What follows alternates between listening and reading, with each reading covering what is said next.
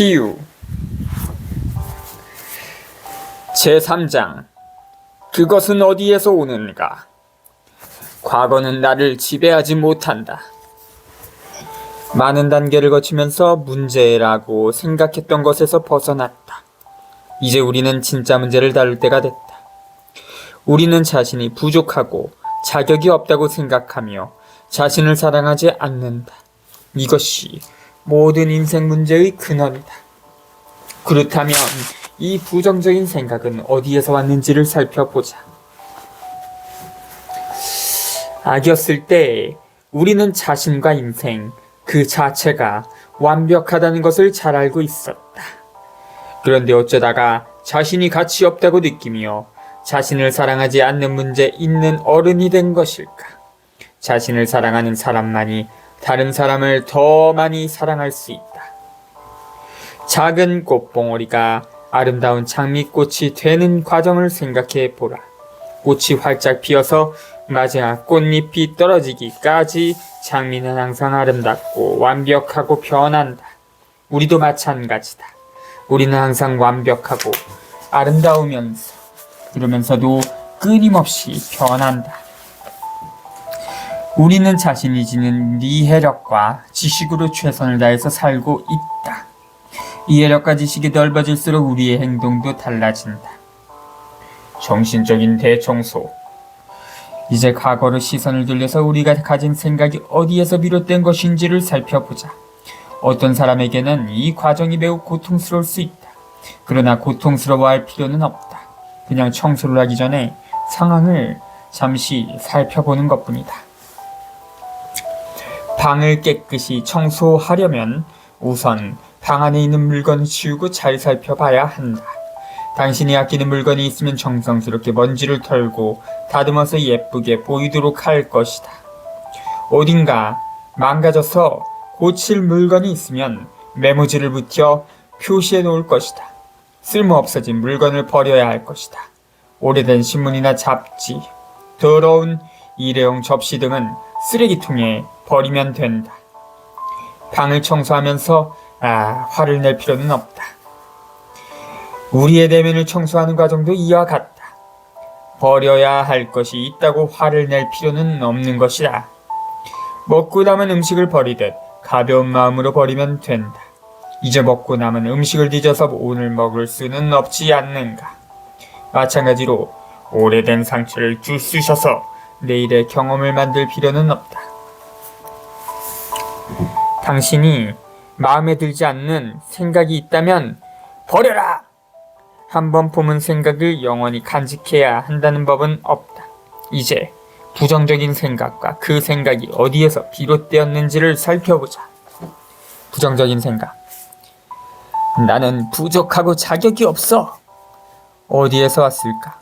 항상 넌 왜 이렇게 멍청하니? 라고 말하던 아버지. 한 고객은 성공해서 아버지가 자랑스러워하는 아들이 되고 싶었다고 했다. 그러나 그는 정체를 알 수 없는 죄책감에 시달렸으며 화가 났다. 그래서 실패를 거듭했다. 그가 사업에 실패할 때마다 아버지가 빚을 갚아줬다. 결국에는 그와 아버지 둘 다 망하고 말았다. 그는 자신이 실패할 때마다 아버지가 갚아주는 방식을 통해서 아버지에게 복수를 한 것이다. 물론 그는 실패자였다.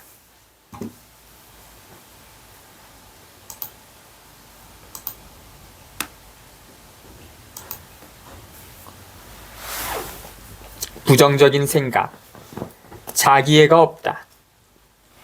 어디에서 왔을까? 아버지에게 인정받기 위해 애쓰던 어린 시절. 그녀는 아버지처럼은 되지 말아야지 하고 생각했다. 아버지와는 의견이 일치하는 법이 없었고 그래서 매일 싸웠다. 아버지에게서 인정받고 싶었지만 돌아오는 것은 항상 혹독한 비판뿐이었다. 그녀의 몸 어느 한 곳 아프지 않은 데가 없었고 아버지 또한 몸이 아팠다.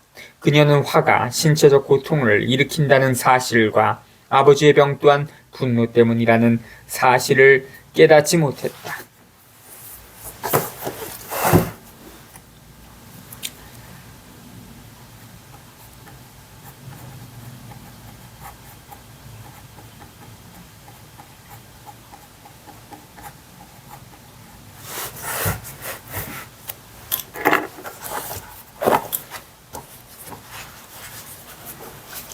부정적인 생각.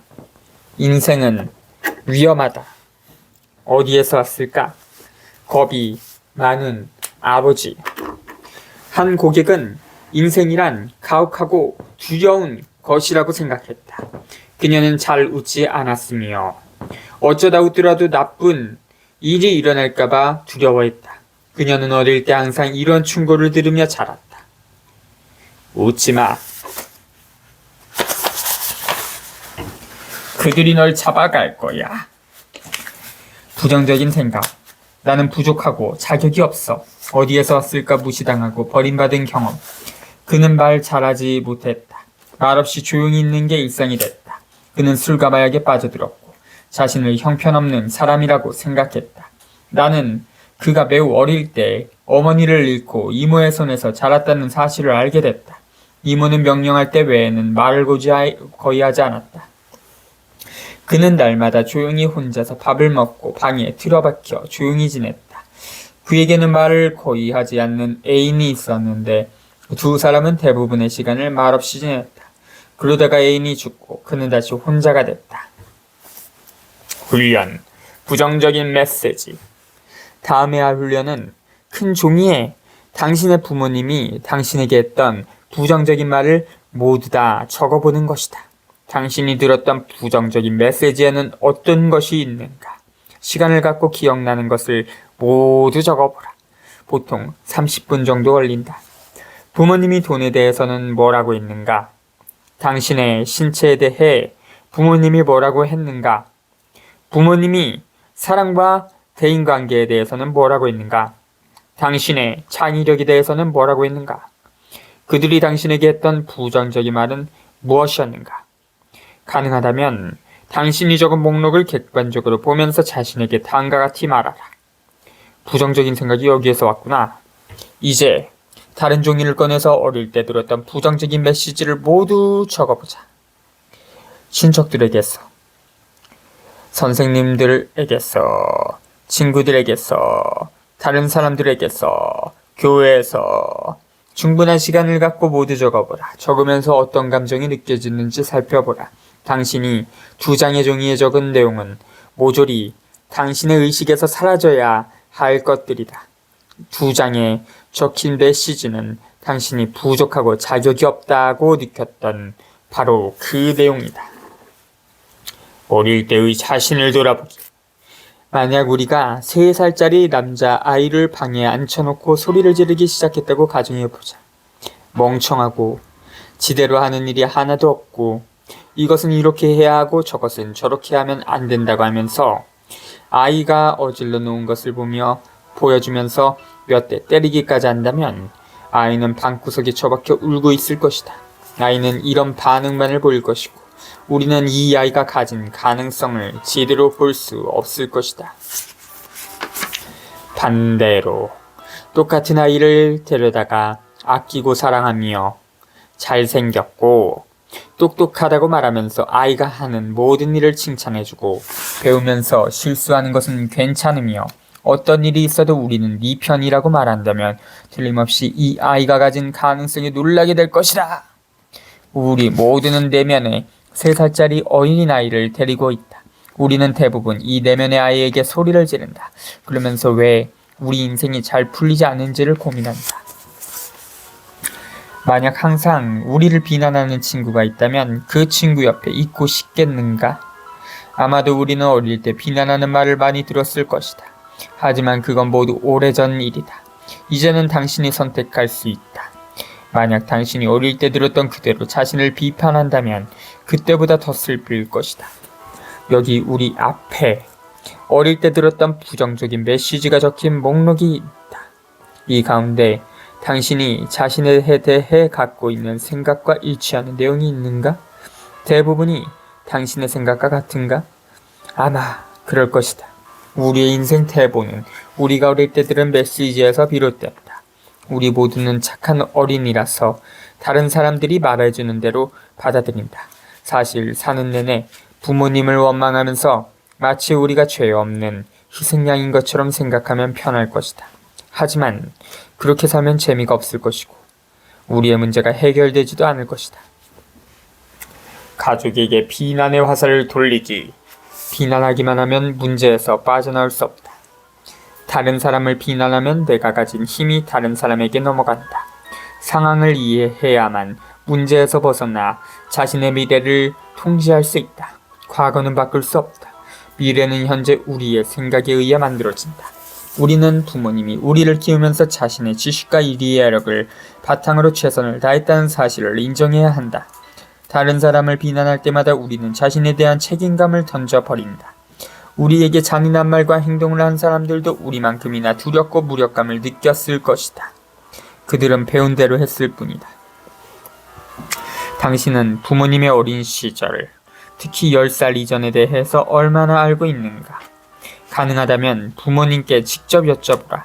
부모님의 어린 시절을 알면 왜 그들이 당신에게 그렇게 했는지 이해하기 쉬워진다. 이해하고 나면 부모님에 대한 연민이 생길 것이다.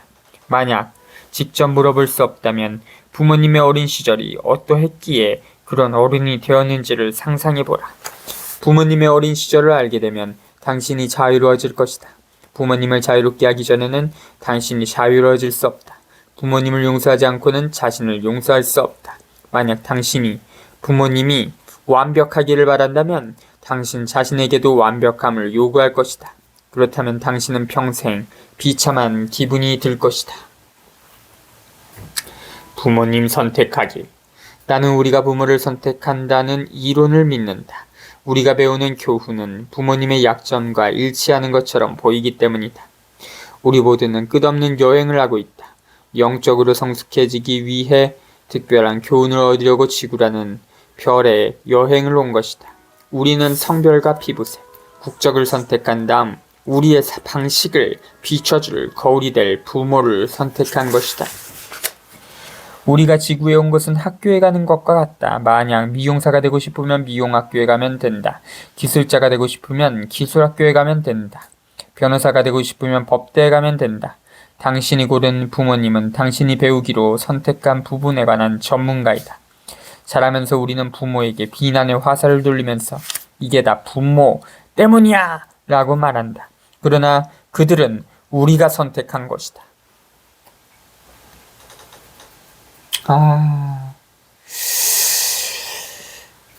다른 사람이 하는 말에 귀 기울이기. 어릴 때에는 오빠나 형, 언니나 누나가 신과 같다. 그들은 기분이 나쁠 때면 아마도 이런 말로 화를 표출했을 것이다. 네가 한 짓 부모님께 이를 거야. 죄책감이 들게 하면서 넌 어려서 안 돼. 넌 멍청해서 우리랑 같이 못 놀아. 학교 선생님도 우리에게 많은 영향을 미친다. 5학년 때 한 선생님이 나에게 무용수가 되기에는 키가 너무 크다고 했다. 나는 그 말을 믿고 무용수가 되려는 꿈을 접었다. 시험과 성적은 단지 주어진 시간에 습득한 지식의 양을 보여줄 뿐이라는 사실을 아는가? 다 어렸을 때 당신은 시험 성적으로 자신의 가치를 매기지 않았는가? 어린 시절 친구는 인생에 대한 잘못된 정보를 우리와 함께 나눴다. 학교에서 다른 아이들이 괴롭히면 평생 상처가 남는다. 어렸을 때 내 성은 루니. 루니, 미치광이라는 뜻의 영어 단어 루니의 발음과 같다. 였다. 아이들은 나를 미치광이라고 놀렸다. 이웃도 우리에게 영향을 준다. 그들이 하는 말뿐만 아니라 이웃들이 보면 뭐라고 생각하겠니? 라는 말을 듣기 때문이다. 당신이 어렸을 때 영향력을 미친 다른 사람에 대해서도 생각해보자. 물론 잡지나 텔레비전 광고도 우리에게 강력한 영향을 미친다. 많은 상품의 광고를 통해 그 상품이 없으면 우리가 부족하다고 느끼게 만든다. 우리 모두는 예전에 경험했던 한계를 뛰어넘기 위해 이 자리에 있다. 다른 사람들이 뭐라고 하든지 간에 자신이 위대하고 신성한 존재라는 것을 깨닫기 위해 이 자리에 있다. 당신은 당신이 극복해야 할 부정적인 생각을 갖고 있고 나는 내가 극복해야 할 부정적인 생각을 갖고 있다.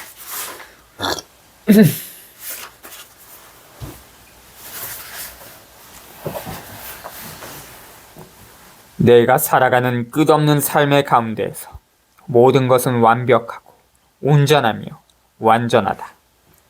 과거는 나에게 아무런 영향력을 미치지 못한다. 나는 이제 변화하는 법을 배울 준비가 되었기 때문이다. 과거는 지금 내가 서 있는 위치에 오기 위해 거쳤던 과정일 뿐이다.